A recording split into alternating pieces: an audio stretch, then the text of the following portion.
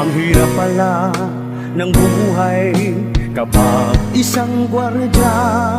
Ang lahat ng tungkulin sa balikat nakaatang na. Pag kunting pagkakamali mo lang, mapapagalitan pa. Kaya ang trabaho ng isang gwardya hindi basta-basta. Sabihin mo'y gwardya ka lang, huwag ka namang ganyan. Di mo ba alam, sa buhay nila may panganib na nakaabang.